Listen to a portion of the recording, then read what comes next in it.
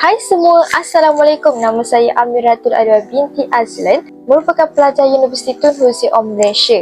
Hari ini saya ingin kongsikan sedikit refleksi tentang salah satu nilai integriti yang bagi saya sangat penting, iaitu nilai amanah. Untuk soalan yang pertama, apakah nilai integriti yang dipilih dan mengapa? Bagi saya, amanah ni maknanya ialah tanggungjawab dan kejujuran dalam melaksanakan sesuatu perkara yang orang lain percayakan kepada kita. Saya pilih nilai ni sebab amanah ialah asas kepada kepercayaan. Jadi kalau kita tak jujur, tak amanah, orang sekeliling pun susah nak percayakan kepada kita. Sama ada dalam hubungan persahabatan, kerja kumpulan, maupun bila kita dah bekerja nanti. Jadi bagi saya, bila seseorang tu berpegang kepada amanah yang teguh, dia bukan sahaja dihormati, malah juga dipercayai.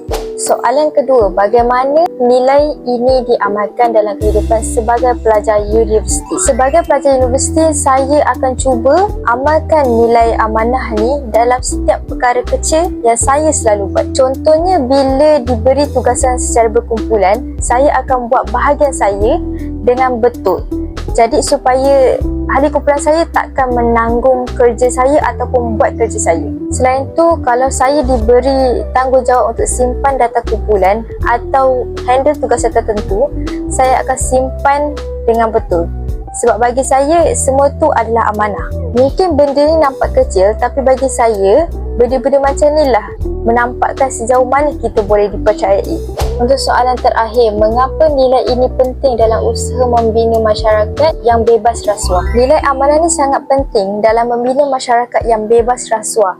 Sebab rasuah menyebabkan seseorang tu mengkhianati kepercayaan. Kalau kita semua ada rasa amanah dalam diri kita takkan mudah untuk tipu data, ambil hak orang lain ataupun salah guna kuasa. Bayangkan, kalau kita semua dari pelajar hingga ke pemimpin betul-betul amanah, mesti negara kita sekarang lebih bersih, adil dan rakyat pun akan hidup dengan tenang tanpa rasa curiga. Saya percaya perubahan tu bermula daripada diri kita sendiri. Kalau setiap individu belajar untuk jadi amanah, lama-kelamaan kita akan dapat membina masyarakat yang betul-betul bebas daripada rasuah. Jadi itu sahajalah refleksi saya tentang nilai amanah. Harapan saya semoga kita terus berpegang pada nilai ni dalam setiap perkara yang kita buat.